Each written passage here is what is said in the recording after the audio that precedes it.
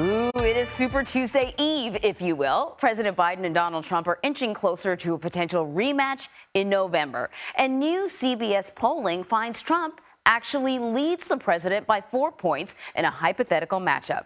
Anthony Salvanto explains why. Here's the latest from the CBS News poll. Donald Trump with a national lead in voter preference over Joe Biden. This is actually Donald Trump's largest lead in our polling to date. What's behind it? Well, let's start with the economy, which is, of course, the #1 issue.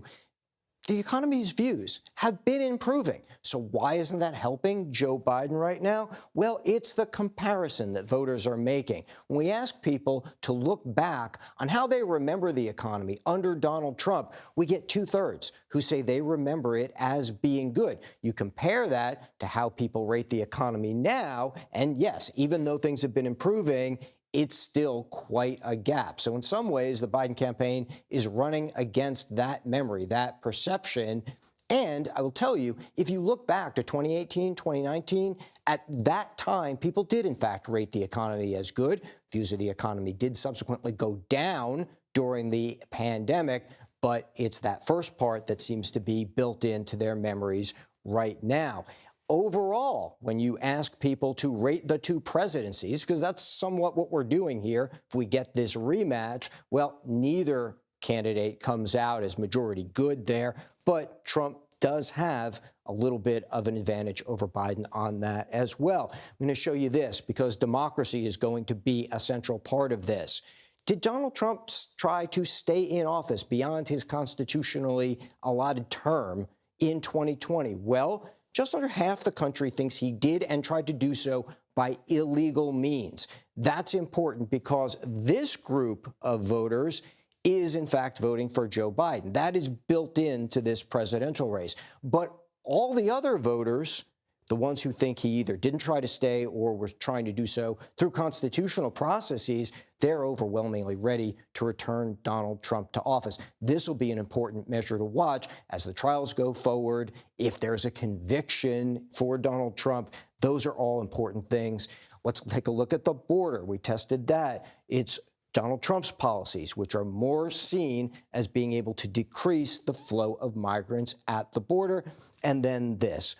Let's look at the overturn of Roe v. Wade. That's going to be a central issue in this campaign. Now, a majority says they feel that that was bad for the country. The Biden campaign is going to try to talk about that.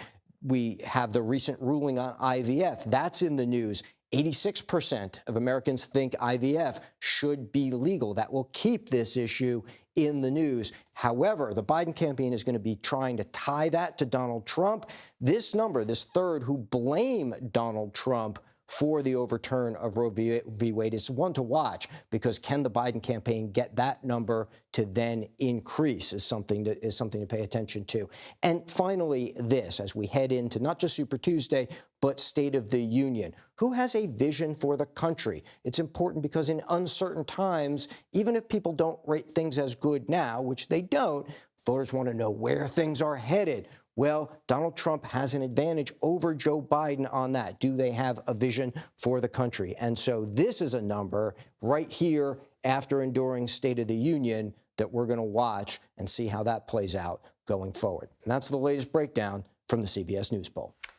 Real interesting, Anthony. Thank you very much. But we have to remember, Nikki Haley is still in the race. In fact, she picked up her very first primary win in D.C. over the weekend. And tomorrow, voters in 15 contests will head to the polls for Super Tuesday in what may be her last chance for the Republican nomination against former President Donald Trump. Both candidates were out on the trail this weekend, making their final pitch to voters. The media has been all over themselves trying to figure out why I'm not getting out of this race. Why does she keep fighting? What's she doing? Well, first of all, when 70% of Americans say they don't want Donald Trump or Joe Biden, yes, I'm going to keep on fighting. With your help, we will win big on Super Tuesday. And this November, North Carolina is going to tell crooked Joe Biden, Joe, you're fired. Get out of here. Get out. Boom. Get out. You're fired, Joe. Well, CBS News campaign reporter Taurean Small is joining us now with more. So just one quick question for you, Taurean. What will you be watching for tomorrow? Yeah, good morning, Anne Marie. We'll be watching whether or not this will be Nikki Haley's last stands. Like you said, that she won one contest so far. It was in Washington, D.C., but not by that many votes. I mean, there was just under 2,000 people who voted for her in that contest. As she makes her case that she could stay in this race, she's also considering whether or not she'll have a future in the Republican Party. She said at a rally in Raleigh this weekend that the reason why she's staying in this isn't because she's looking to get a better position, looking for a VP spot. She's staying in this because she believes that she has a chance to course correct when so many voters don't like Joe Biden or Donald Trump. All right. Well, you will be watching. We will be watching as well. Taurean, thank you very much. And hopefully all of you will be watching. You should just turn on CBS streaming and just keep it on tomorrow. We're going to be covering all the Super Tuesday action with the most watched races across the country for you. You can stream all day long right here on CBS News.